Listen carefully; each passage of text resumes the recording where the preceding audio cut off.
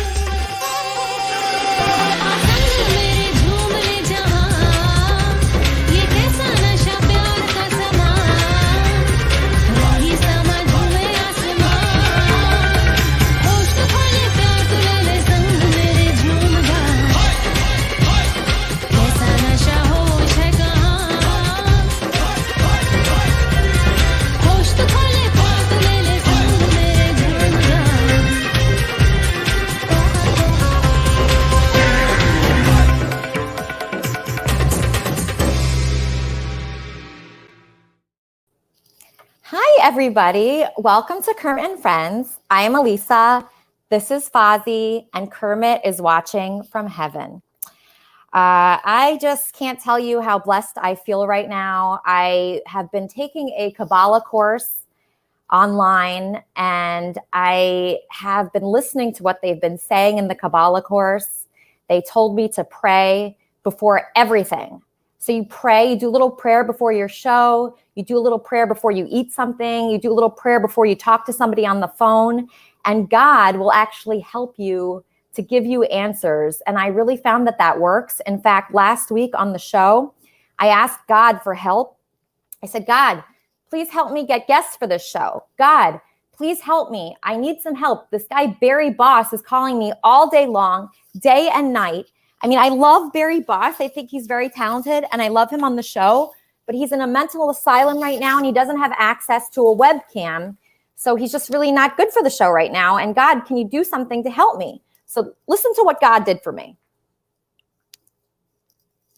Hi, this is Barry Boss. To all my fans of Kermit and Friends and the Howard Stern fan base, I wanted to say I'm so sorry, but I have to take a hiatus for a few months from Kermit and Friends for personal reasons I can't go into, but I'll be back in the show eventually as soon as I'm discharged from the hospital, okay?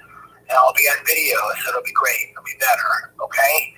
I just want to let all my fans know I appreciate you and I love you all from the bottom of my heart, and I care about each and every one of you.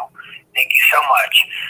Happy Hanukkah, Merry Christmas, Happy Kwanzaa, Happy New Year to all my fans and friends. Thank you. Bye-bye. Wow. So if you haven't seen prayer work in a very quick manner, check that out. I'm going to bring on my co-host, Sugar. Sugar, how amazing was that? Last week, I prayed for guests. I prayed for somebody to take Barry off my hands, and God came through. I'm glad we have such a powerful ally. Can you imagine? What else do you think God will do for us if we ask? Literally anything. I have found that God has worked for me in my life. Whenever I went through a dark period, he's always kind of saved me and given me, the people that I need, helpers. People have come through for me so much with this show. I've been very surprised. You know, at first, when I first started this thing, I was just by myself. Let's see who's calling in. Hold on. Kermit and Friends.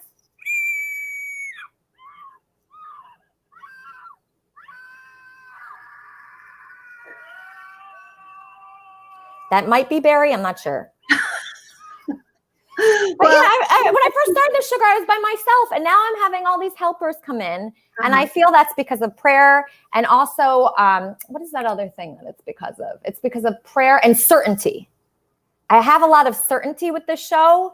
I had a feeling I was onto something, but then when the octopus came, and you came, and Brandon, my neighbor, came, and everybody else, I got so excited. It just and I get this little nervous feeling before the show every week. Like a little nervous. Do you get that feeling? Yes. You do? Yes. Oh my gosh, that's so awesome. I love that feeling. Kermit and Friends. Hello, this is Tall, Dark, and a Handful. Tall, Dark, and Handsome. Welcome to the show. Thanks for calling in. Can I just read 3 scriptures about the Trinity, please? Yeah, sure. It'd be my pleasure. Okay, Ephesians 1, verse 3. I got the King James Version.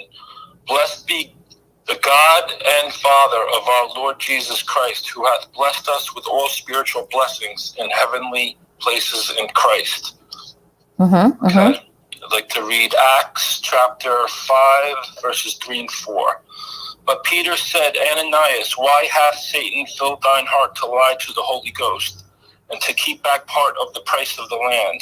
While it remained, was it not thine own? And after it was sold, was it not in thine own power? Why hast thou conceived this thing in thine heart, that thou hast not lied unto men, but unto God? And then the last one is John chapter 1, verses 1, and then I'll skip to 14. In the beginning was the Word, and the Word was God, and the Word was God. In verse 14, and the Word was made flesh and dwelt among us, and we beheld his glory, the glory as of the only begotten of the Father, full of grace and truth. Wow. So I'm sorry, what is your name, sir? Tall, Dark, and a Handful. Tall, Dark, and a Handful. It sounds like most of the guys I've dated. Okay, so Tall, Dark, and a Handful. You know, what inspired you to share these scriptures today with us? All right, because I'm just very glad that you've embraced the Christian faith, and I just think the full power of God's love is in the teaching of the Trinity. So I just wanted you and your followers to just to consider that. Okay.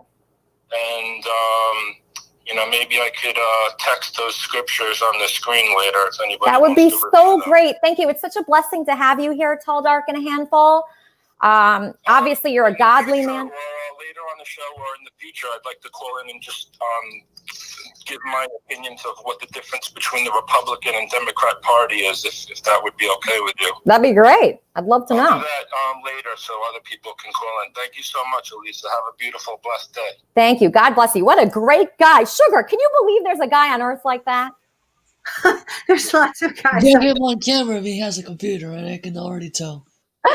Right. So, Kevin, I want to tell you both about our guests today. We have two special guests, okay? One is Billy the Fridge, a YouTube sensation. He has millions of views. I watched his video last night with my neighbor, Brandon the realtor. Brandon, we watched this video of Billy the Fridge. It had 2 million views on it. And so we're going to ask him some questions today. So I want everybody to ask Billy the Fridge a question. And we need to learn from him because we're just starting on YouTube here with our show. And no, definitely. And we're still confused about what his superpower is. Billy the Fridge? Yeah. Yes. Yeah.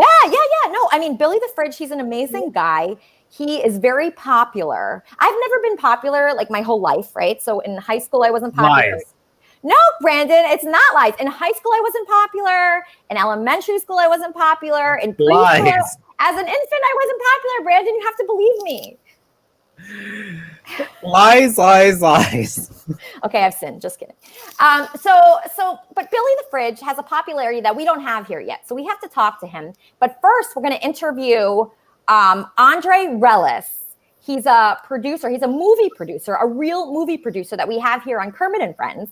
And we actually did a pre-interview with him last night, Brandon, in your apartment. And we spoke with him, and we found out a lot of interesting things about him. The most interesting thing, I think, about him so far, I mean, I don't know him that well yet, but he told me that he was in a cult. And I'm actually very interested in becoming in a cult, or actually starting a cult. So I want to ask him about that. Because I have a lot of free time. What did you say last night? Because I was not there. I was doing other things. No, you weren't there. Kevin, this was a private pre-interview. So we did a it was also my birthday, so thank you, Kevin. I was going to ask how that went. It went great. Elisa made me a cake, and she gave me the best gift ever. What was that? What was it? It was a shirt that said, I only sell homes for my dog. Oh, wow. And I baked him a cake. I want to meet the dog. That's that dog's Izzy. He's so cute. Izzy's so adorable. So, okay, I want to introduce our Sorry, guest. she's so old. No, she's beautiful. The senior dogs are the best. So our first guest, Andre Relles, who I'm actually going to introduce Billy the Fridge to, because I think Billy the Fridge could be a movie star, honestly. And all of us could, really. So Andre Relles was born in Santa Barbara. He's a producer and an actor known for the Humanity Bureau, Arkansas, Outlaws and Angels, and NWA and Eazy-E Kings of Compton. He's worked with Tommy Lee Jones, Machine Gun Kelly, okay, Nicolas Cage, Luke Wilson, Aaron Eckhart, Heather Graham. I could go on and on and on. He's worked with everyone. And now he's worked with us here on Kermit and Friends. So what I want everybody to do right now is think of questions for him so we can ask him questions and interview him. He's a fantastic guy, and he's Kermit's new friend, Andre Relles. Andre Relles, welcome to the show. Hi. Hey, Andre. Hey. It was great speaking to you last night. Nice speaking to you as well. How you guys doing? We're doing great. We're so happy that you're here, Andre. Thank you. So blessed that you are part of this show right now. I want you to enjoy yourself and just have fun. Okay. So I mentioned, some of your credits. Was it hard to get in this industry? How did you get into it? A lot of people ask me that. It was kind of one of those things that just happened organically. I was in a band, and I was in a band for 10 years. Actually, I used to be a musician. And so when I was in my band, I was touring a lot. I couldn't really make a living working a full-time job. And the company, this little indie record company that signed our band, the owner of that label was he was producing TV shows for Fox Sports, and he offered me a job as a PA on these shows, which is pretty much the smallest, or it's really the greenest starting position in production. And I started off there and basically worked my way up. Wow. So you must be a very hard worker. How long did that take you to become from a PA to who you are today? Well, it was a real baby steps, I mean, I started off as a PA, and then a couple years into it, he started a TV show, producing one that had a lot to do with music, and he needed somebody who really knew about music. And because that was my background, I ended up getting a position as associate producer, slowly moving up the chain, and basically being able to book bands and interview them. I interview them live on TV for Fox Sports. And from there, because of my experience with that show, I was able to move into the film side of things. I got a very starter job at a film company in film distribution. And then I worked my way up. I worked for Trauma Entertainment, who makes a lot of schlock horror movies like Toxic Avenger, Class of Nukem High. And then I worked for Lionsgate. And then I got a job in an independent company, and they offered me a partnership. And I was there for 8 years. I helped grow the company. And I split in 2010, and I started my own company. Wow. And, the way we met, I love that I know you. Yeah. I love it. I'm so happy to know you, right? So I know a real live movie producer. And I'm just curious, I went to your dinner party the other night. Yes. And we had a very interesting conversation. I'm just getting a call. Kermit and Friends. Hi, you've Okay, I don't know who that was. Okay, so I went to your dinner party recently, and I really enjoyed it. I had a great time. You had a lot of movie people there. And we went in your living room, and everybody was gathered around, and we spoke about, well, I don't know how it came to this, but I started to bring up the Church of Kermit, the Kermitarian Church. Yes. And you mentioned to me that you had a very interesting upbringing as far as your kind of religious upbringing. Can you tell us a little bit about that? Yeah, so sure. Okay, about this whole cult thing. First off, I didn't join a cult. I was born into a cult. So it was kind of just thrown upon me. I was born in Santa Barbara, and my parents were obviously going through some 70s weird stuff, trying to find themselves. And they joined this church called Theosophy, which is supposed to be the study of all religions. It's kind of a very scientific look into religion, where it's basically taking pieces of all religion and trying to find the truth. But the weird part is that it's really like centered on Hinduism. So as a kid, basically, I grew up in a commune in Santa Barbara, and there was communes all over Santa Barbara, but I grew up in a house, and there was 3 other houses on my property, and everybody in that property were part of the church, and they were spread out all over Santa Barbara. So we'd go and we'd visit all these other communes. And basically, it was very tough growing up in that sense, because I believed in a lot of these weird Indian gods that I had like 10 gods I believed in. Wow. It was there was a lot of brainwash with the owner, or the leader of the church. He ended up losing his mind and brainwashing elderly people into giving them their homes. And I don't know what else to say. Wow, what an experience. Did you get anything positive out of that experience, Andre?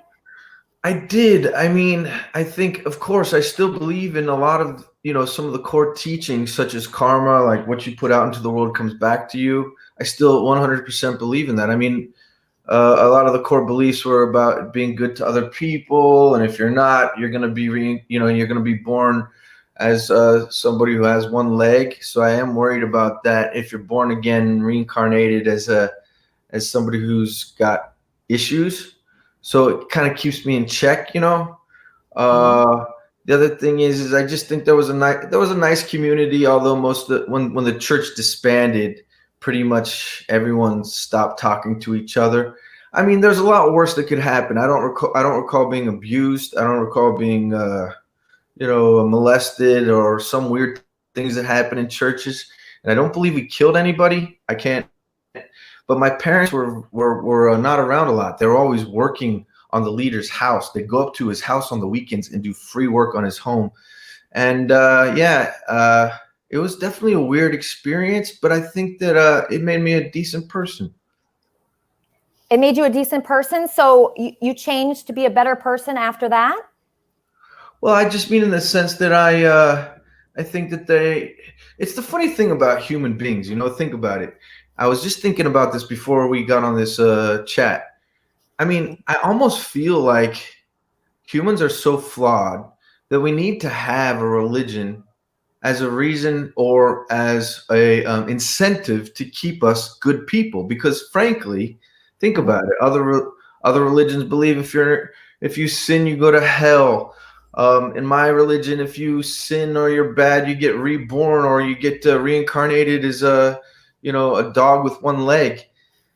So in that sense, I think that religion as a whole is what's needed to keep people civil. Absolutely. Andre, I am right there with you, because I didn't even realize that the sinning in my life was leading to such horrible things. Right after I did something that I know God would frown upon, immediately after, something very negative would happen to me. And I didn't realize that because no one ever taught me that. I haven't really read about it before. And then once I started to get into the Bible and started reading the Bible, it made a lot of sense that that's where my life was going wrong. What did you do? What do you mean? My sins? Oh, they were everything. Everything. I mean, if you just if you read the list of sins in the Bible, I did every one. So I had a lot of jealousy. I was jealous of other people that were living out their dreams because at the time, At the time, I was working in an office.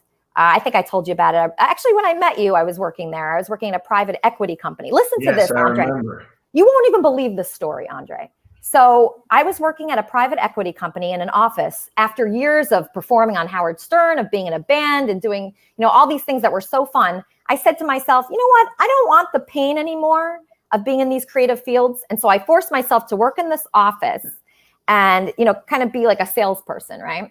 And I was doing very well. But then I thought, I don't want them to say at my funeral, she was very good at sales. I always felt like I was more than that.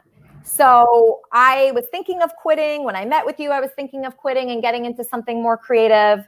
But I just couldn't do it because the money was good and I could have worked there for the rest of my life. But what happened was I felt like I was going against what God wanted me to do. I was very jealous of people that had shows like this. I was very jealous of people on the radio and people that had podcasts and people that were, just doing things that were creative. And so the FBI ended up closing my company down. What? You didn't tell me that. Oh, yeah, I forgot to tell you that. I had a similar situation. Really? Yeah, when I was in my band before I got signed. When we're younger people, we got to take jobs where we can get them sometimes, Yeah, absolutely.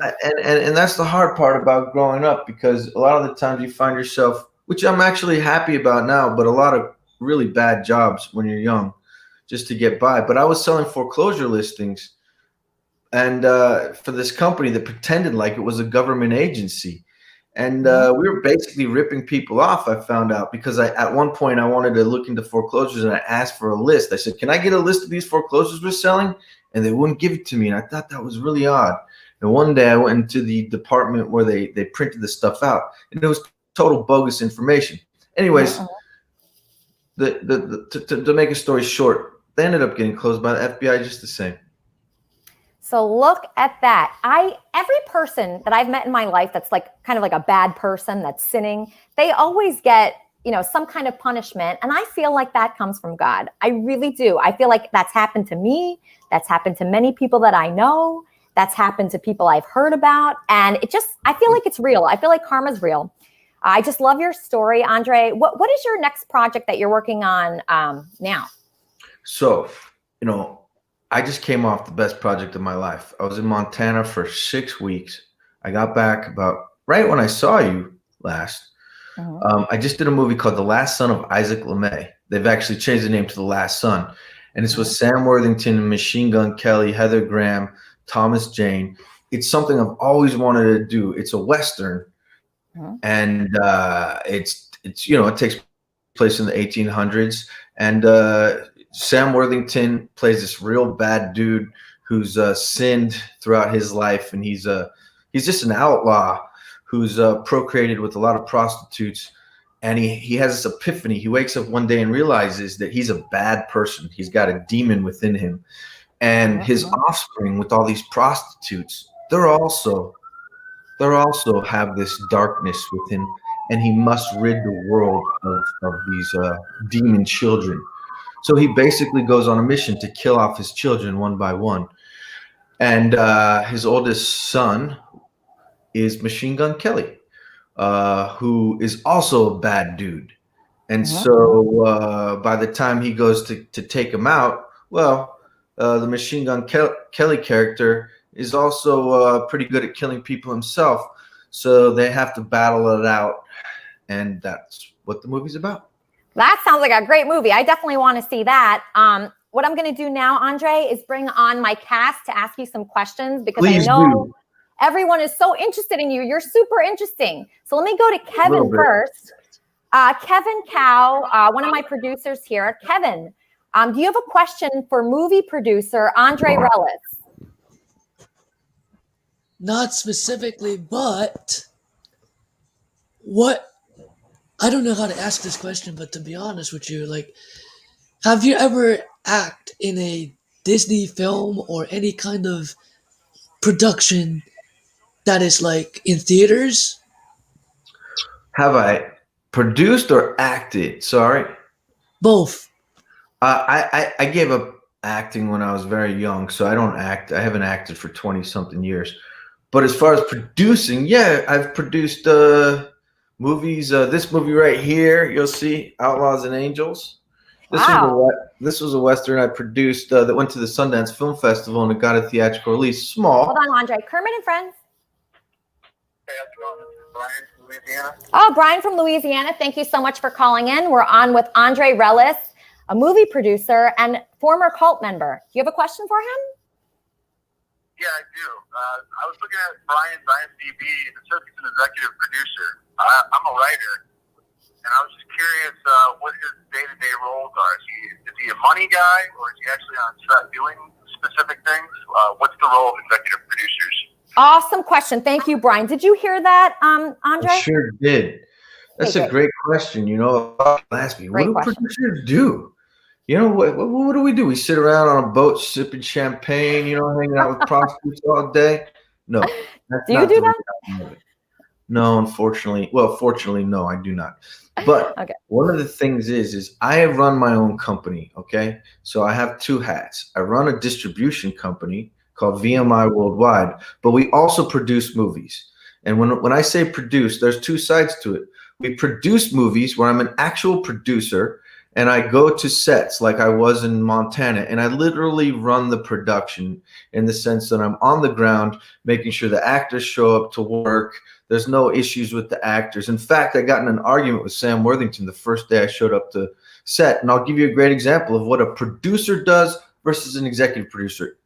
Thank you. We have no idea. Thank you so much. Yeah. So what a producer does, and some people get producer roles and it's real bullshit because they just maybe gave you $100,000 and say, for the $100,000, I want a producing credit, and you have to give it to them because you might need the money.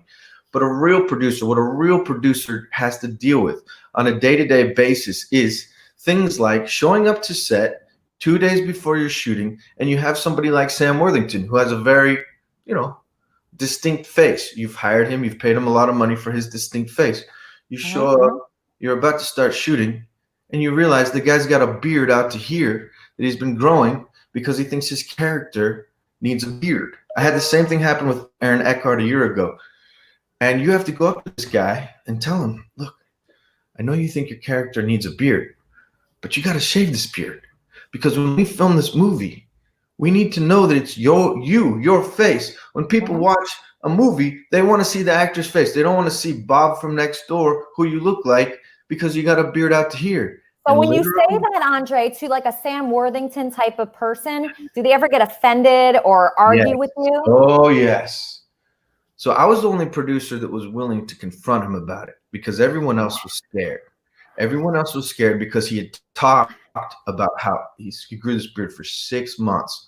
So I went up to him and I just told him, you got to shave it. And he literally got in my face. And we almost got in a physical fight. I'm not going to lie. And it was really nasty. And basically I had to stand my ground. He stood his ground and he agreed to trim it to a certain degree. But he hated me pretty much the rest of the movie. And I had the same thing happen with like I said, Aaron Eckhart. There's a movie that's out right now called Wander with Aaron Eckhart, Tommy Lee Jones. And he had a thick beard and I had to talk him into shaving it. So I know there's only so much time, but the realities of a producer are you have to be on the ground. You have to tell people what they don't want to hear. And you have to make budgetary decisions, all kinds of things when you're on the set. You have to decide, this location that we're going to shoot at, there's a problem. We can't shoot at this house anymore. What are we going to do? You got to make a quick decision. That's what a producer does. So everything, that sounds like everything, Andre. Well, then there's the casting, then there's finding the director. There's so many other parts to it. And then the financing, that's a whole nother thing. An executive producer, what the role of an executive producer to do is purely to finance the movie or to find a piece of the financing.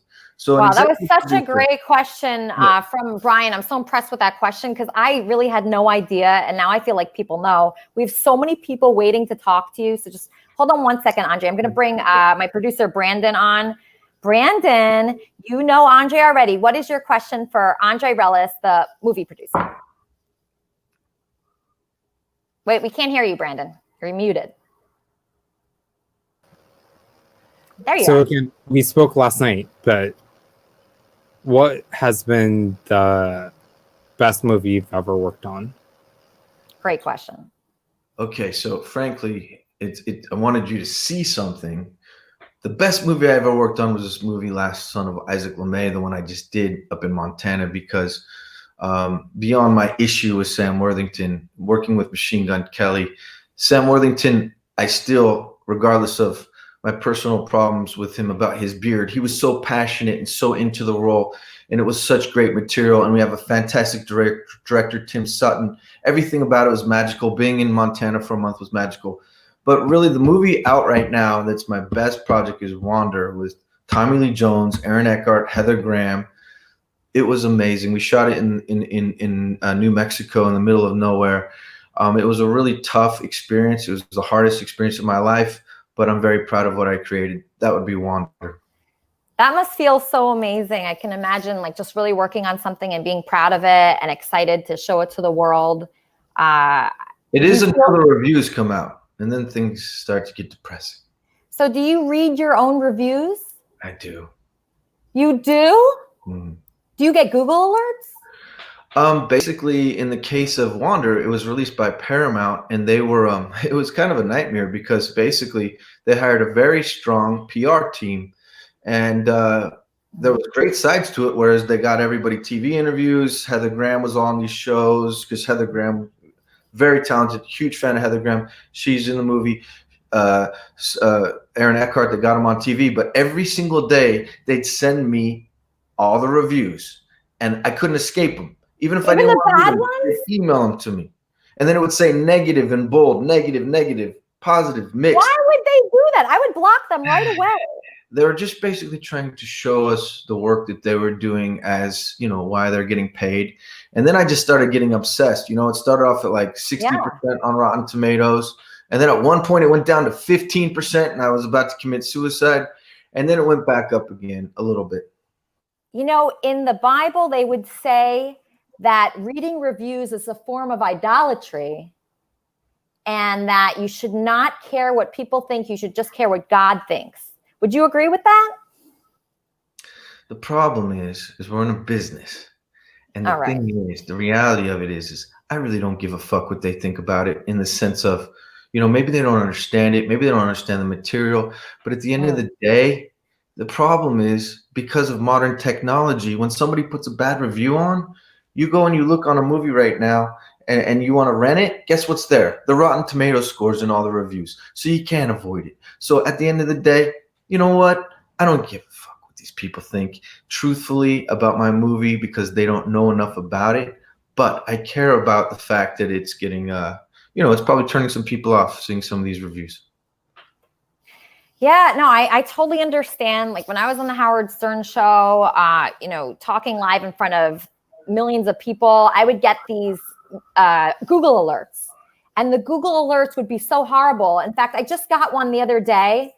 And it said, you got kicked out of Cobra Starship because everyone hated you. You whored yourself out to Benji, the fat no talent, so you could get on the Stern show. You got kicked off the Vanderpump Rules show for being no talent, pain in the ass. Now you're pretending to find God for publicity. Are you that desperate of a fame whore? Did you ever get that on Rotten Tomatoes? I did not.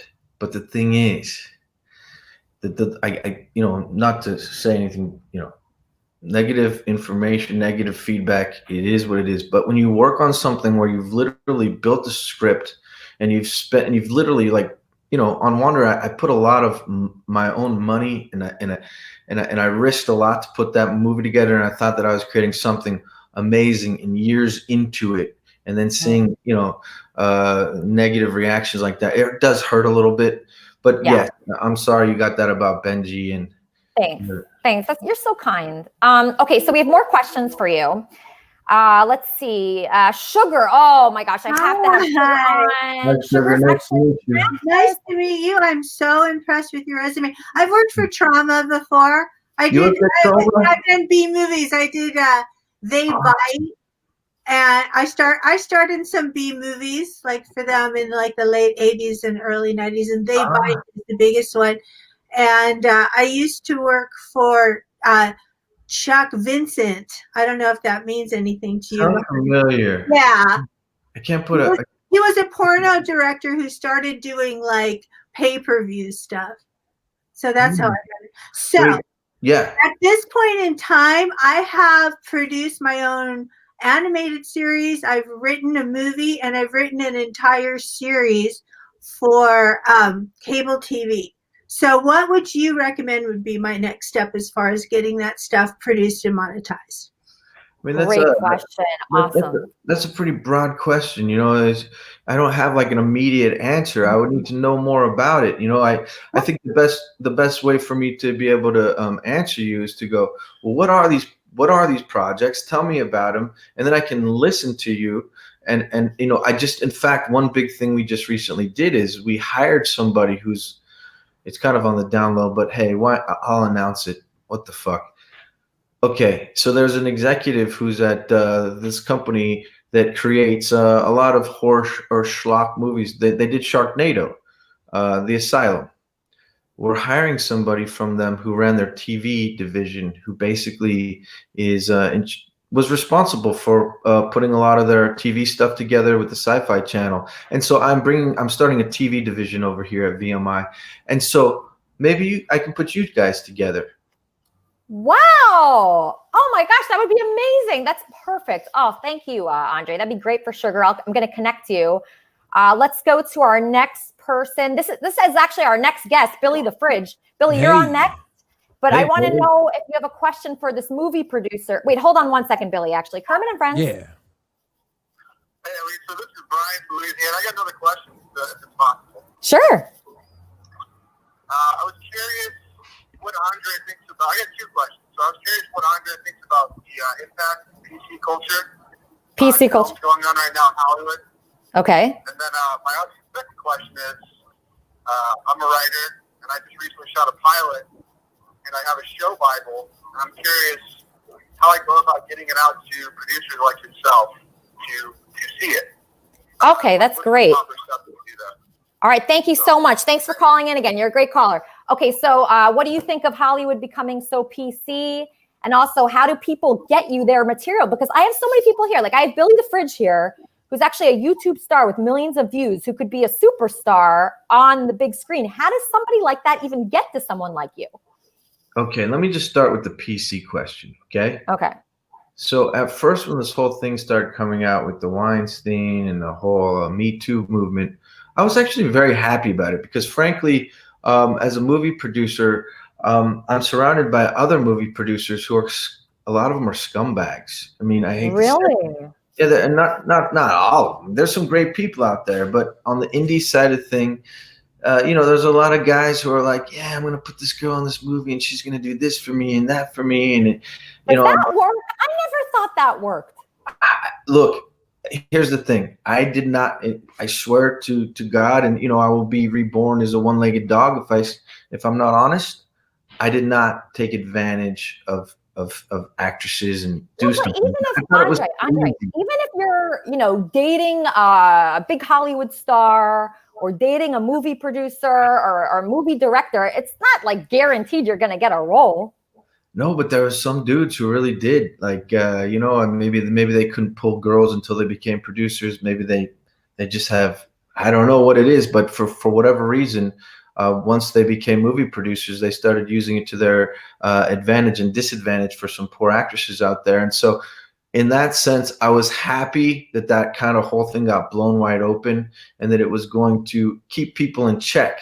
But I think it's gone too far now. I can't, I almost feel like a little awkward just by talking to an actress in my office. I feel like I have to have cameras everywhere just in case, she says something that didn't happen. So it's gone too far. That's my opinion. But it's good that it started. And if it's protecting people from bad things happening to them, then I'm all for it. Okay. Is it really protecting people? It seems like it's been weaponized and they use it to target certain people and other people are still allowed to get away with the same old stuff. It doesn't seem like anybody's getting away with it, though. It's name after name after name. And I feel like everybody pretty much has taken advantage of their position. That's what I've seen. I think that there's a point to both sides. Yes, some people, it is being weaponized 100%. And there's some people that are just getting screwed over and their careers are literally getting ruined because of it. That's why I said I think it's gone too far. Is it good? It's I mean, people like Weinstein, what he was doing, what he was getting away with. It's horrible. You find yeah.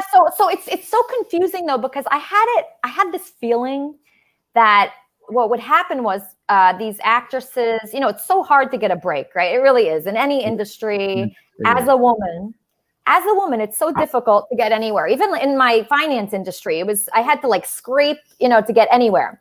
So you think about it and you're like, okay, what do I have? Okay, these guys like me at my company, or these guys like me that are doing films. I could go on a date with them. It's actually very miserable to do that. It does not make you feel good, but sometimes you feel like that's your only way in. And I think what was happening with a lot of these women is they were kind of desperate, right? And then so they hung out with Harvey Weinstein. They weren't planning on doing anything with him, but they did to get somewhere. And I think that's also a sin. I think that it's both. Yeah, I agree with you. Both people are wrong. I think it's horrible. But then you find out about what he did to some women's careers that did not capitulate. Right. It's awful. Like Rosanna Arquette basically said that her career was blacklisted after she didn't have sex with him.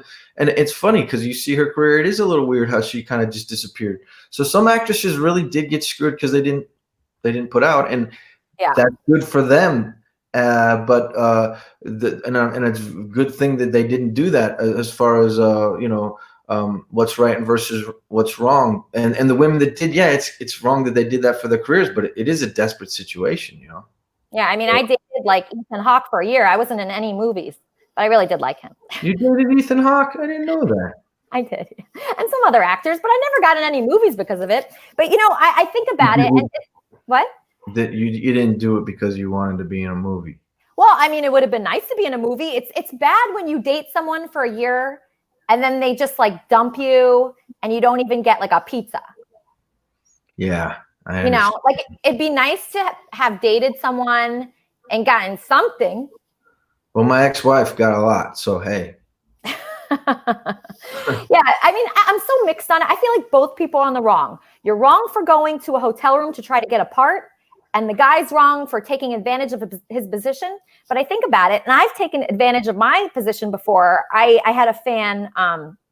So the only way that I meet guys now, Andre, to be honest with you, is through this show. I don't believe it. No, it's true. No, I'll tell you why. Because, we're quarantined right now. I'm not working in an office anymore. So the only way I meet guys is like through Kermit and Friends or like a Howard Stern fan. So I've taken advantage of my position before. I mean, I had a fan named Gonzo who, he was a big fan of mine, and I knew that. And I used it to rope him in. So I'm kind of like Harvey Weinstein-ish in a way. Yeah. I used it. Trust me. I really did. Guilty, huh? Yeah, no, I'm guilty as charged. We all are guilty though, actually, Yeah. A little bit. Yeah, I mean, I use this show to get guys for sure. I mean, I don't like... I cannot believe that you would need a show to get guys. I mean, I'm sorry, you're quite an attractive woman. I cannot imagine that that's what you would need. I think thank you. Would be something you think, but I don't think so. It's helpful. Let me just tell you. Okay, so next question from DJ Smooth. DJ Smooth, we have movie producer Andre Relles here answering questions. What's your question for Andre? Can't hear you. You're muted. What's happening? I mean, I'm here for Corey. Corey, where you at, you big pussy? What's the deal?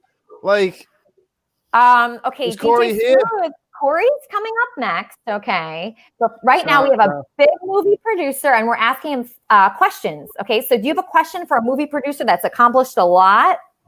Yeah, you filming anything in Liverpool? Because I'll come on and do bits. I'll come on and be like, hey, you want to know what? I got some news for you. We're filming. My next big project is going to be shooting in London and in Ireland in June of next year, and it's the story of Lemmy from Motorhead. It's a biopic based on his life. Amazing. So maybe I'll hook you up with DJ Smooth, and you can collaborate. I have Lori here. Lori is a new Muslim and a regular on Kermit and Friends, and I believe she has a question for you, and I know she's a big fan of Billy the Fridge, who's coming up in a couple minutes. Lori, yeah, what is your question? Cool. What is your question for Andre? Brandon kind of asked a similar question. His question was, what was your best project? My question is, what is your favorite project that you've ever worked on? Great question. Well, my favorite project I've ever worked on would have been the movie I just said, the Isaac LeMay one with Machine Gun Kelly. But I do have the worst project I've ever worked on. If you'd like. That would be an interesting question too. That's very interesting.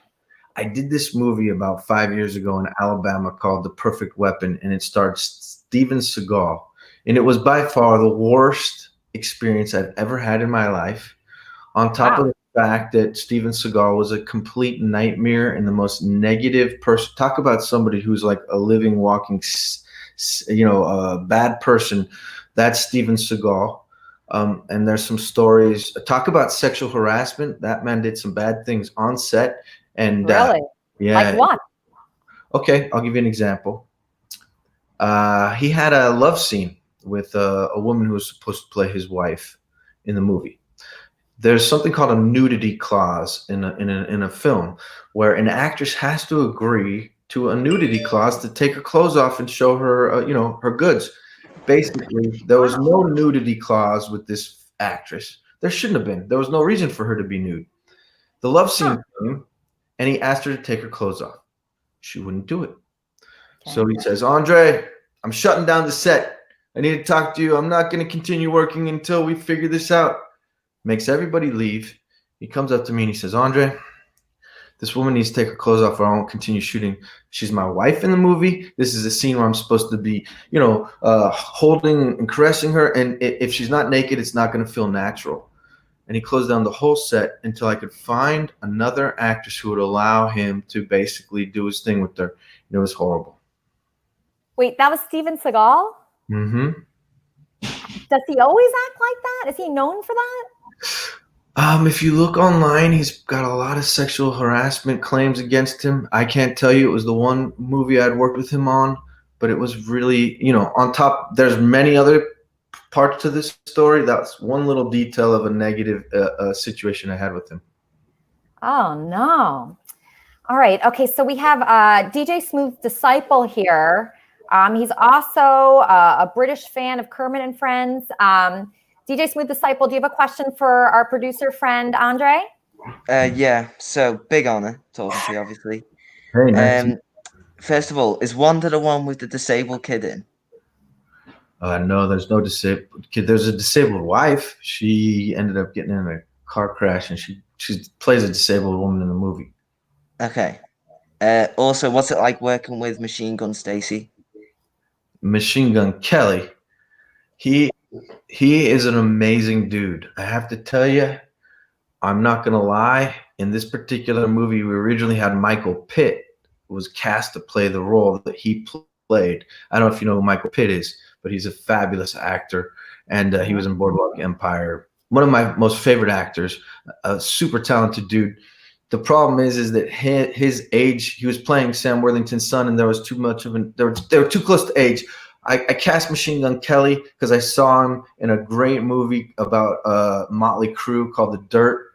And he was such a great actor, and he's such a genuinely good person. He's a kind person, and he's also a musician. I mean, talk about multi-talented. The dude went from rap to producing a kind of a pop punk album. And on top of that, Andre, he got Megan Fox.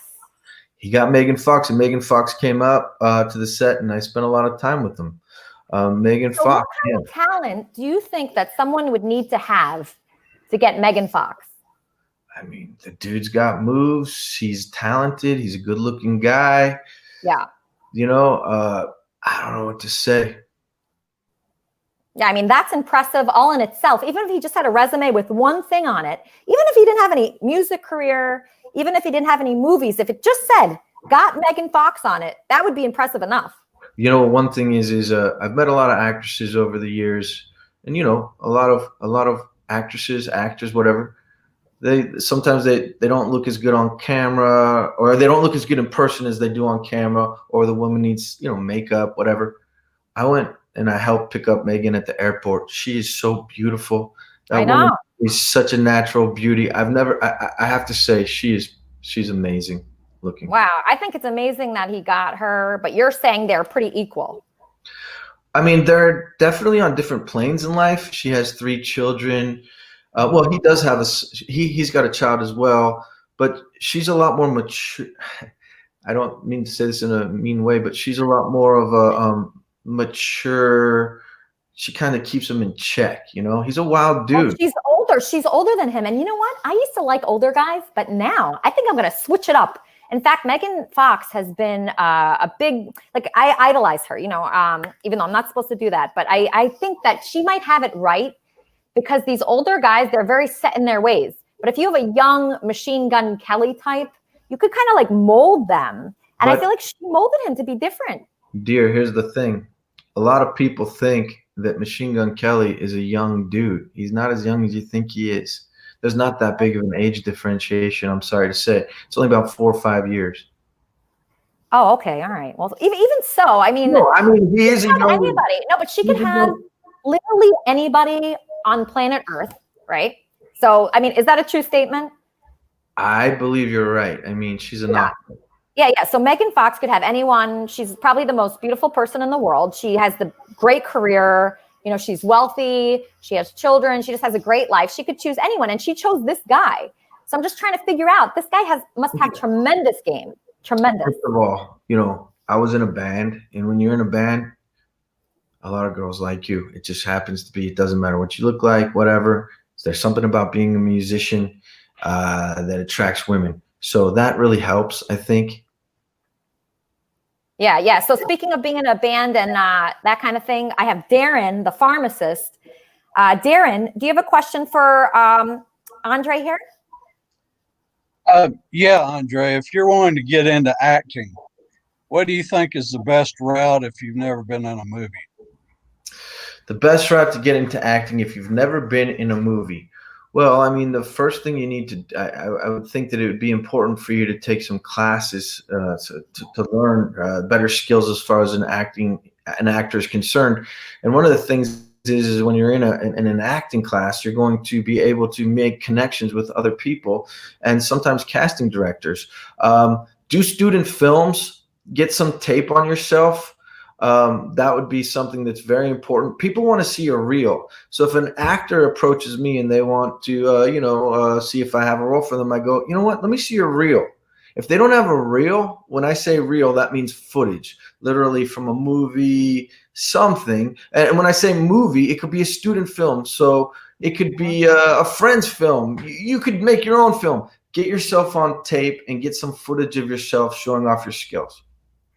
I think that's very good advice. Okay, so that's perfect. You are so wonderful, Andre. So Andre, in this show, right, we have a revolving cast. So I want you to kind of make friends here. Have you enjoyed your appearance on Kermit and Friends so far? It's been wonderful. I have to say I'm really impressed with the opening. Really? The opening of the show, because I'm sorry, I'm new to this. I hadn't seen it before. My God, like the montage with the effects it's beautiful. Thank you so much. I've been working hard on it. My goal is to have the #1 most funny and fun interactive show on the internet. So, we're going in that direction. I got some fan mail saying the opposite. They say, what disappoints me the most about the Kermit and Friends reboot? I thought Elisa Jordana had changed. I thought she became more spiritual. She hasn't. I thought she'd become less vain, less mean-spirited. She hasn't. Her toxic as fuck weekly shit fest, not fun, not funny, not my cup of tea, love Claire. Okay. So that's the kind of fan mail I get. Fuck the player haters. Yeah, absolutely. And I'm not saying that we're players. I'm just saying, whatever, try and do it yourself. Do better. I know, exactly. Absolutely. I'm right there with you. I do not like when people are building something, like when you're building something, when you're doing a movie or something that you have your heart in, like I really have my heart in here in this show. I believe in it so much. I know you do. Yeah. I'm really impressed with that. And I Thank think you. that it's an understatement. It's not easy to do things in life. It's something to accomplish things in life. You have to work at it. I mean, unless you're, given, unless you're born into a wealthy family with, and so when people shit on you for doing something like this, it's wrong.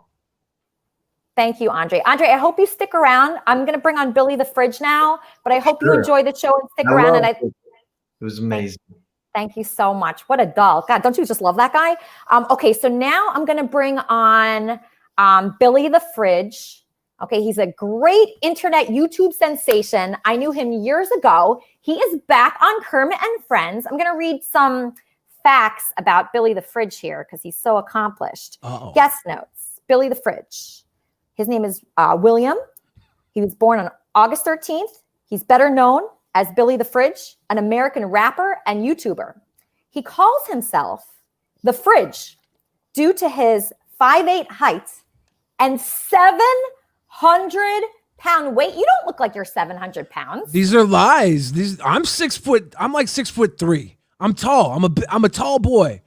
The people want to denigrate my good name. They want to call me 5'8" because they're not happy with themselves. But that's okay. I just want to say I'm very tall. I'm very tall. So I read your bio. That is very odd. Okay, so I read your bio, just like straight verbatim from it, and it said 5'8". So that is not true. That's what you're saying. Slander. Okay, what about this? What about 700 pounds? Is that lies too? I used to be much bigger, but I was never 700 pounds. Okay.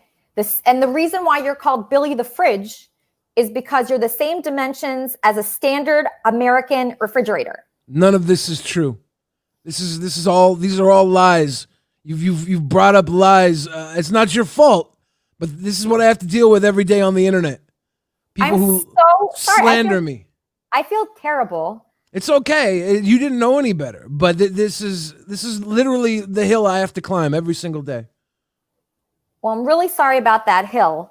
I hate that too. On the internet, I read a lot of false things about myself as well. And it could be hard, especially when you're trying to build something and you want people to know the best things about you. I'm really sorry because I just do my research before guests come on and I just Google them. And that's just what came up for you. It said you released a total of 4 albums. Is that right? Yeah, I've released like 4 albums. Okay, 4 albums. In the late summer of 2016, Billy the Fridge made a diss track on YouTuber Leafy Is Here, as well as Keemster, Rice Gum, and something I can't pronounce, Pyrocynical. Yeah. In which he stands up for another YouTuber, Misha. When Leafy responded to the video, Billy attempted to find Leafy in real life to fight him. I found him. So you met a guy on the internet, this guy named Leafy. Yeah.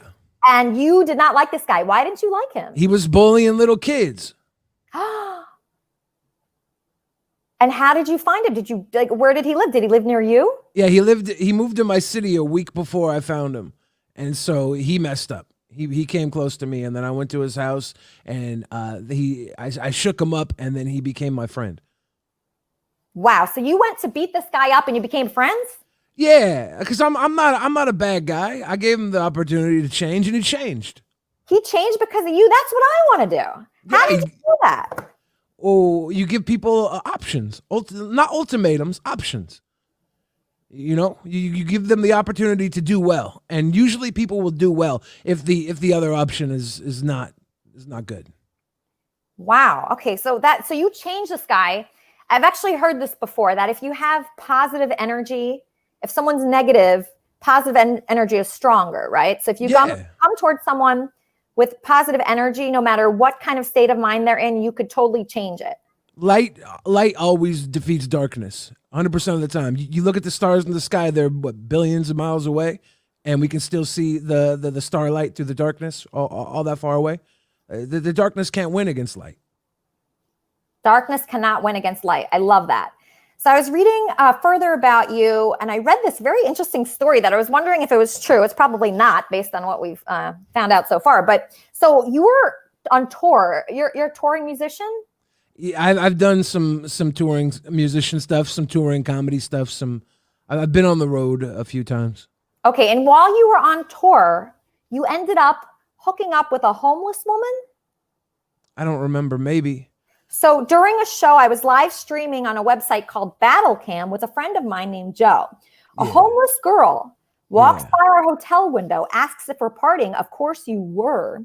She comes in, you undress her and give her a body massage on camera. Things are getting heavy. So you take off her shoes and rub her feet, the stench of her feet turned your stomach. You ran to the bathroom. I don't want to say what happened there. Yeah. But your billionaire friend named Alki David called the hotel and told them his 15-year-old daughter was locked in the room. Is that a true story? Yeah, that was a true story. So was the homeless woman Alki David's daughter? No, she was at least in her 20s.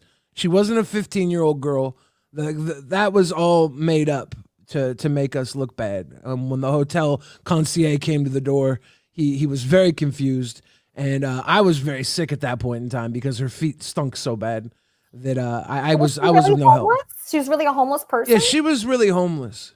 She had like a computer, but she didn't have a charger for it. So I think she was like, she had stolen the computer, and she was just looking for somewhere to hang out for a while until like the computer could be sold. Wow. So you have booked me on your show. Do you want to tell this audience a little bit about what your show is? Yeah, we do a show on YouTube called Drunken Peasants. We run usually Tuesdays, Thursdays, and Saturdays on a regular schedule every week. And it's a commentary-based show where we sit and we talk and we watch news clips and other interesting things from the internet. And it's been going for quite a while. It was going before I became a part of it. So how did you become a part of it? Did you jump on after it got really big? Yeah. They pulled me in. They moved to Seattle, and I live in Seattle. So they brought me in as a guest, and I just worked really well with the crowd. And that's amazing, because I know that by having a YouTube show, in fact, I just recently hired a YouTube expert to help me here, because I have no idea how YouTube works. I used to be on this platform called, what the heck was it called? Spreecast, and it shut down. So now we're new to YouTube here, and I don't know how it works. But do you know how it works, or are you just on that show? Are you doing the back end at all? Or are you producing? I've got a lot of friends who've made a lot of money off YouTube. I know I've had a lot of success on YouTube myself. I think a big part of making YouTube successful is believing in what you do and continuing to give a product out to the people that watch you. And you'll just continually gain more people until one day you hit that tipping point, and you'll go from having dozens to hundreds of loyal fans to thousands to millions who come to you for your brand of content. That like you said earlier, you believe in something like certainty, and that certainty is what keeps you going long enough to get to the point where the people start believing in you as much as you believe in yourself. I feel like that's a big part of YouTube. It's just sticking to it when it's not as fruitful as you would hope it would be. Yeah, no, absolutely. I've always believed in Kermit and Friends. I love the community that I have here. And I know when you get that feeling, see, I never got this feeling at my old job, but here I get this feeling of like nervousness, excitement, happiness. I'm so emotionally connected to it. I've never been so emotionally connected to something. Is that how you feel about your show? I mean, anything you're passionate about, your projects, this is something you're building. So you're going to have that. It's like a baby. You're putting your baby out in the world. And I think you're going to have that emotional connection when you are building something from the ground up. And that's what you're doing. So yeah, anytime that you're putting yourself out there, you're making yourself vulnerable, but you're also allowing the world to give you what you want to give it in return. That's a big thing. Love that. Lori, I know you're a big fan of Billy the Fridge. You've told me that. I met Billy back on Blab. Billy back on Blab. It's been a long time since he and I've talked. I know we talked in DMs a little bit on Discord. I think the last voice call that we had was when he was in Real Stream News' Discord. I was thinking of questions waiting for you to come on, and I was actually talking to Real Stream News, and he kind of answered a couple of my questions, because I wanted to ask you about his interview with Onision if you had seen it, but I guess you watched it on Drunken Peasants, so I'm going to have to watch that. Yeah, we watched pieces of that. So my question is, do you think that Onision will ever get over it? Who's and that? You guys will make up and maybe be friends again? Who's she talking about, Billy? There's a YouTuber called Onision that it was really popular, I don't know, 10 years ago. And he's become kind of infamous in the community for a lot of reasons. and Really? him and I work together on some stuff, and we're currently we had a bad breakup. He called me a backstabber, and maybe I am. Why did he call you that? There was a whole lot of people on the internet coming after him. You familiar with Chris Hansen, How to Catch a Predator? Yes, of course. Yeah, Chris Hansen was coming after him, and there were all these girls saying he was a bad dude, and I kind of backed away from him and let the girls and Chris Hansen like have their spotlight with him, and it seems to have dwindled into nothing, and he thinks I backstabbed him, and maybe he's right. Billy, I found this too. When you have a show and a platform and you're nice to people and you let anybody come on and you try to connect with a lot of people, eventually certain people, they will turn against you. Yeah. Yeah, this guy has a history of bad friendships, bad breakups with friends, bad breakups with people who he was intimate with. So I was just kind of waiting for my time to come and our friendship to end, and eventually it did. Wow. So. Yeah, you just got to let it go. I've learned that recently. I used to hold on to things. I used to have so many attachments to, jobs and people and just family members, different things in my life. And I just noticed if you don't have attachments to things, if you're willing to let anything go, and because you're going to have to in life, even if you think something's forever, nothing is. The only thing consistent is change. So you got to be ready for that, and you got to be okay with it. And it took me a long time to get there. If you're holding on to like the old baggage, you can't receive. You can't hold the new gifts, right? You can't bring in the good, and anything worth sticking around, you'll find it will find its way to you. It'll walk with you. It'll run with you. You won't have to carry it. You won't have to carry things. They will just stay in your lane with you, and you'll progress together. Okay, now we have another question from this person I do not know, named Dr. Dips Respect. Dr. Dips Respect, I do not know you. Do you have a question for Billy? So Billy, how you doing, man? Good to see you. Love the YouTube channel. Check it out, man. So I'm a streamer on Twitch, and I got a lot of haters, like tons, because I do a Dr. Disrespect parody, obviously. So I deal with haters one way. I want to know, like, what's your favorite way to deal with people that are like disparaging you on the internet or talking badly about you? How do you handle it? Just let them wind themselves down, right? Like, haters not going to have a whole lot to go on. They're going to come at you. They're going to try and get you. If they get you, they win. If they don't get you, they burn out, right? There's not a lot of gas in a hater. A hater is not a content creator. They're a content negator, and you can't unless you want to feed them and make it part of your content. You could always just like judo. In judo, when you fight somebody, you get defensive. It's a defensive offense. So you could get offensive with these people and use them as your pawns, your toys. You can play with them if you like. But really, if they just hit you a few times and you don't react, what are they going to do? Are they going to sit there forever? Like some people will, because they have nothing better to do. But they also are not better than you. So just continue doing what you do. Your light will outshine their darkness 100% of the time. Well, I always think they're actually worse than you, because anybody that's trying to create something, that is, what God is. God was a creator, right? So to be like God, you create no matter what it is. And I feel best when I'm creating something, when I'm writing a poem, when I'm writing a song, when I'm doing a show. It uses a part of my brain that just feels so good. And so I think of the people that are coming down on creators and people that are trying to do something. And I just think they must be so miserable because they're not doing that. I feel like there definitely is a place of emptiness that comes from a lot of the trolling.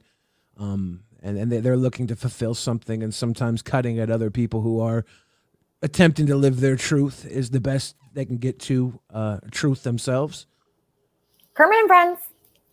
Hey, I'm just curious if Billy identifies as male or female. Did you hear that, Billy? Yeah. I'm a boy. I was born a boy. I got boy parts. Literally, I don't identify as anything, though. People identify me how they want, and I deal with it accordingly. Yeah, people choose to identify people. Actually, it's what do they say about that? They say that it's more about them than it is about you. Yeah. So if I'm coming from my life and what I've experienced, so people do this to me all the time. So I put a YouTube video out, maybe not that many people saw it. And so somebody will comment to me, oh, she's so stupid for doing this. Why would anybody watch this? Why would Jimmy Kimmel care about this show and things like that? And I think that's their life experience. My life experience is Jimmy Kimmel has liked my show in the past, or my life experience is I've had a lot of viewers in my past. So maybe your life experience has been very small, but my life experience has been big. So I just can't relate to that. Yeah, you've done a lot of great things in your life. You're continuing to do that. Like your story is still being written. Their story never got pinned to paper, and that's why they don't get it. God, I love you, Billy. You're so amazing. Okay, so this guy probably has a question for you. His name is Supertramp. Yeah. Hey, Billy, how's it going? Good. How you doing? Big fan. Thanks for pulling me up, Lisa. My pleasure. Say, Billy, I just wanted to know, can we hear something from you? Can we hear one of your songs? I got a whole bunch of music videos, youtube.com/overweight. I got Billy the Fridge on iTunes, Spotify, all that good stuff. I think my recorded music is really well done. And if I were to perform a song, I would love for it to be with an audience. You feed off the audience. You mean like a live audience? Yeah, a live audience. Like live audience. Yeah, it's when I if I'm performing a song to a camera with no real audience, you might as well go listen to my recorded stuff. It's better that way. My number one regret in life, Billy, like one of my biggest regrets is I performed on the Howard Stern show live, and my sister, and when I was practicing to do that, my sister Allison said, "You shouldn't do that." And I said, "Why?" She goes, "Your recorded music is so amazing. Everybody would love it. Why do that to yourself?" And I said, "Oh, no. They want me to, perform live. They want me to perform live. And I know I'm nowhere as good when I perform live as my audio, my recordings are. And I should have listened to her. I need to listen to her. But yeah, I totally know where you're coming from. There's an intimacy when you have an audience, a live audience. There's they're pulling something out of you, and you're pulling something out of them. So you get it's an experience that you just don't kind of get when you're looking into a camera. And I think I would have to have a bigger viewing audience on the other side of the camera for me to want to try and make that work. I hear you. As much as I love to sit here and do a little performance, it's not in my wheelhouse right now. I understand. I follow you. I respect that. I respect that. I have a question for Supertramp right now. Supertramp. Sure. You mentioned that you were interested in one of our cast members. So this is interesting, Billy. So Supertramp is a gay man. Is that right? That's correct. Okay, you're a gay man. And you tweeted to me last night that there's a cast member here, somebody that's on our regular cast, that you find very attractive. Would you say that person, like on a scale from 1 to 10, what would you rate that person? I'd probably rate him maybe an 8. An 8? Based on just off of characteristics and what I've seen so far. I'm very interested. I'm very interested to get to know him more. So is it his looks that interest you? Is it his personality? It's his looks and his attitude. Now I like a little bit of spiciness in my attitude, just a little spice. Okay, and you say that this guy is spicy. He's spicy. Okay, so he's spicy. He's an 8. I can just tell you, he's the best neighbor I've ever had. He seems like it. I'm very jealous that he's your neighbor. Yeah. So what I was thinking is, since you're interested in him, I love to be a matchmaker. I don't know if I've ever told you this, but I used to work for the biggest matchmaker in the world, Patty Stanger, the millionaire matchmaker. That was my old boss. So I'm actually very good at this. Okay. So what I'm going to do is I'm going to set you up on a date with Brandon. Okay, with Brandon. So I want you to get to know Brandon, ask him questions, be really nice to him. I know you're a great guy, and try to impress him. Okay? Okay. So here's Brandon. Brandon, this is Supertramp. Okay. Hi, Brandon. How are you? Your audio's off.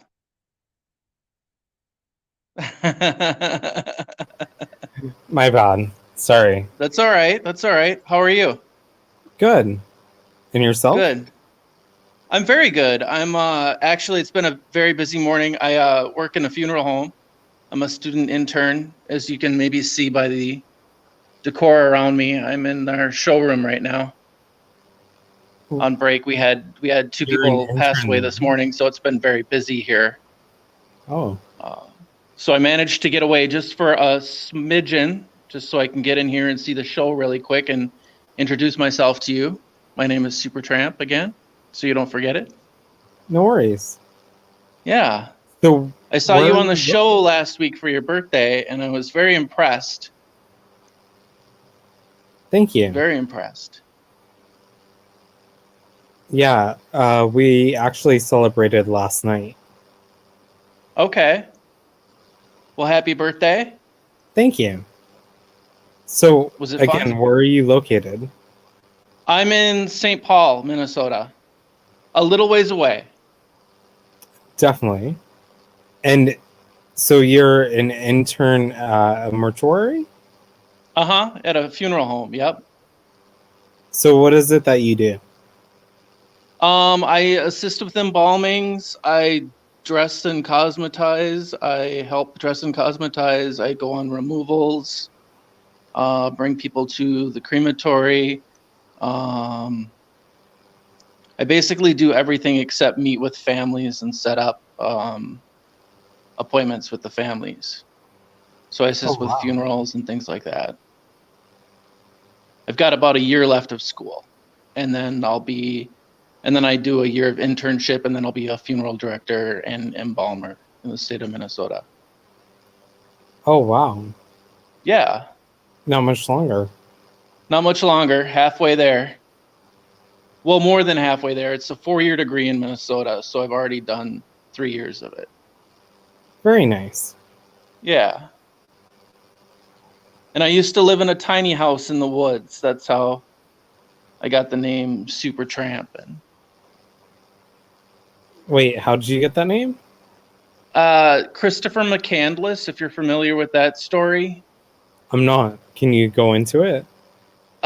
Christopher McCandless was a young man who left kind of all his personal belongings and decided to go on a trek out to Alaska. Okay. He wound up dying out there in a remote bus in the wilderness because he got stranded. And his name was Alexander Supertramp. When he was out traveling the world, he called himself Alexander Supertramp. So I took that last part of the name from him. Because I was kind of doing this like vagabond thing for a while in my life where I was living in a teepee, and then I lived in a tiny house and all this other stuff. I don't think you should mention that you lived in a tiny house on a first date. What do you think, Brandon? I mean...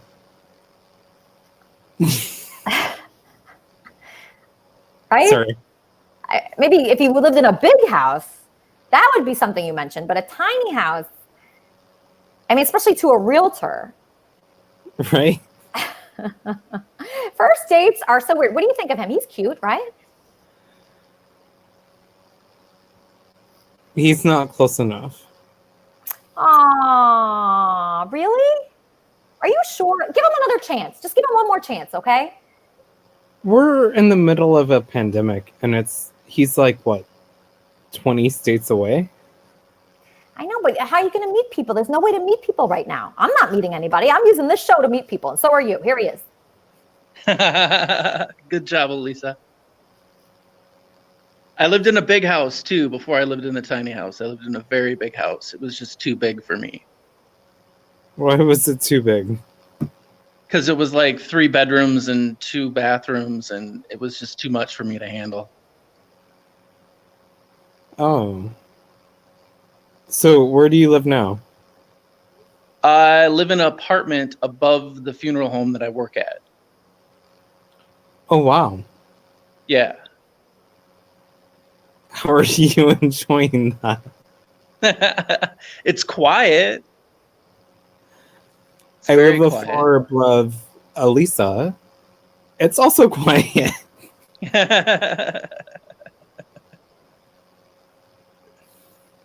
That's good.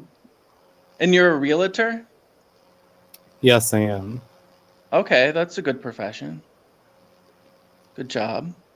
Yeah, it's decent. What do you like to do for fun?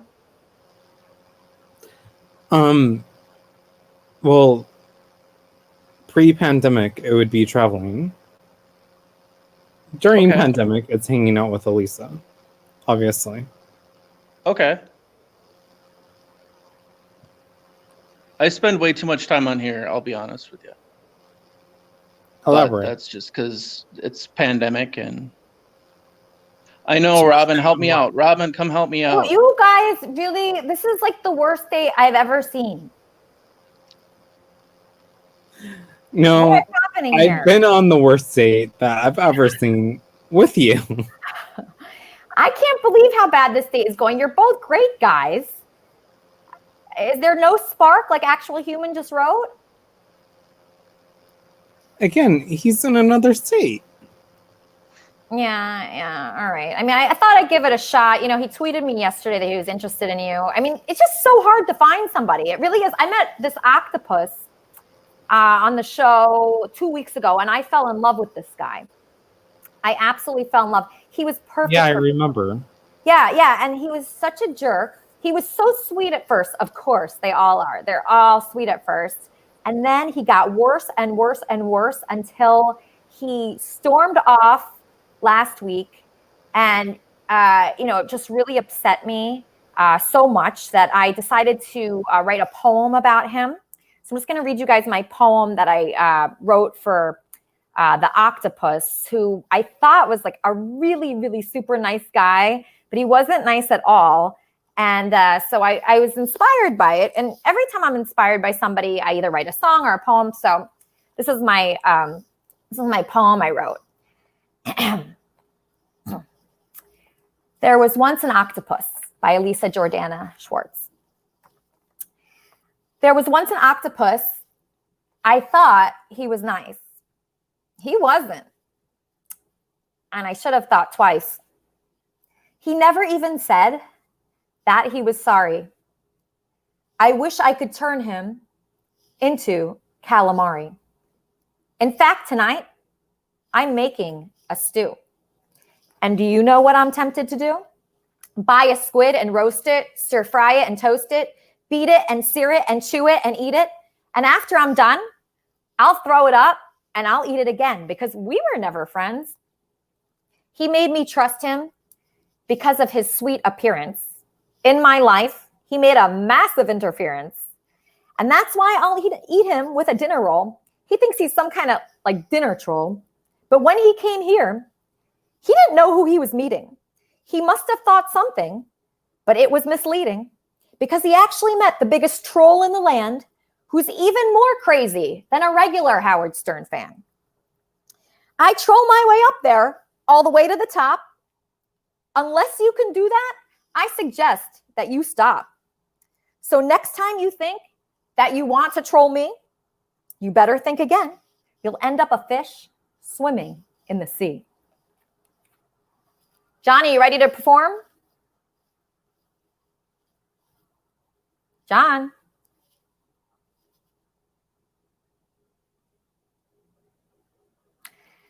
Lori, where's your dad?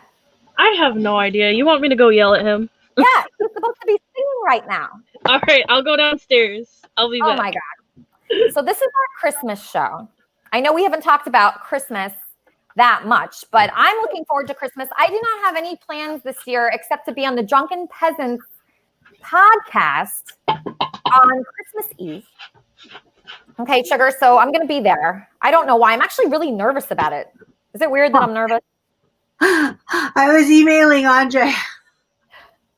Oh, really? Oh, good. Okay, yeah. I did such a good thing today, Elisa.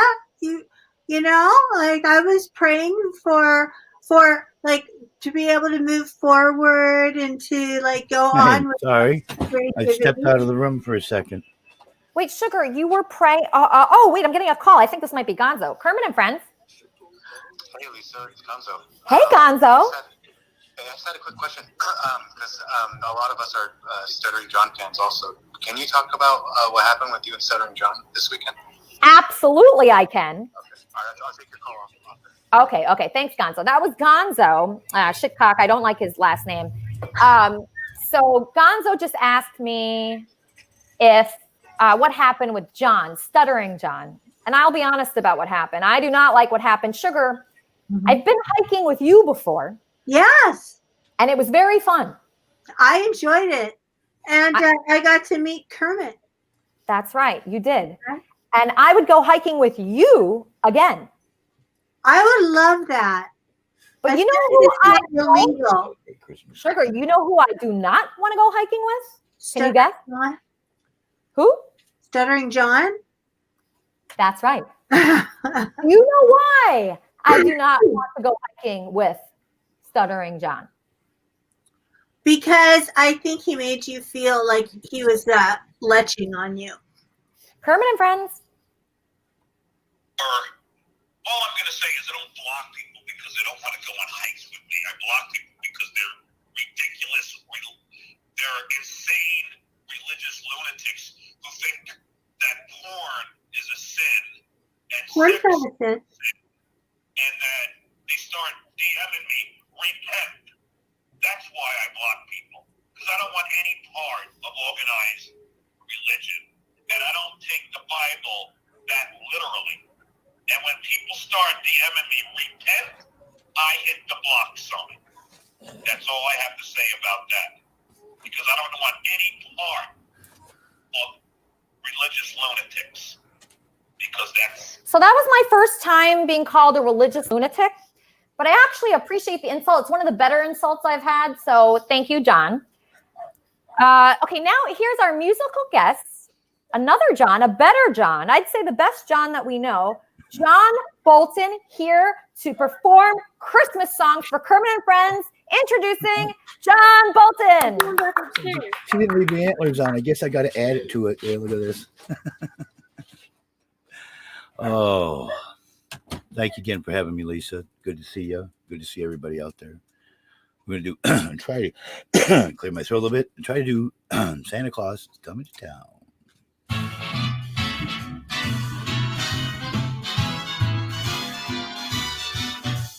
You better watch out. You better not cry. You better not pout. I'm telling you why. Santa Claus is coming to town. He's making his list, he's checking it twice. He's gonna find out who's naughty or nice. Santa Claus is coming to town. He sees you when you're sleeping. He knows when you're awake. He knows if you've been bad or good, so you better be good for goodness sake. You better not judge. You better not cry, you better not pout, I'm telling you why. Santa Claus is coming to town. Is you live right now? Yeah, on EJ's show. Relax, Corey.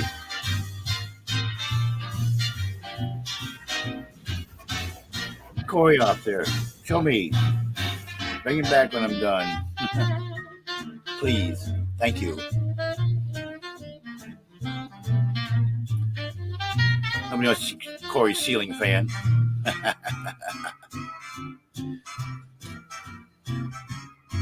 So you better watch out. You better not cry. You better not pout. I'm telling you why. Santa Claus is coming to town.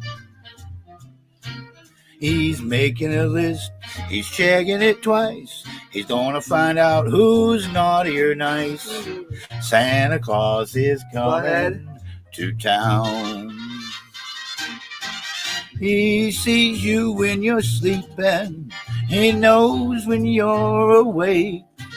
He knows if you've been bad or good. So be better, good for goodness sake. You better watch out. You better not cry. You better not pout. I'm telling you why. Santa Claus is coming to town.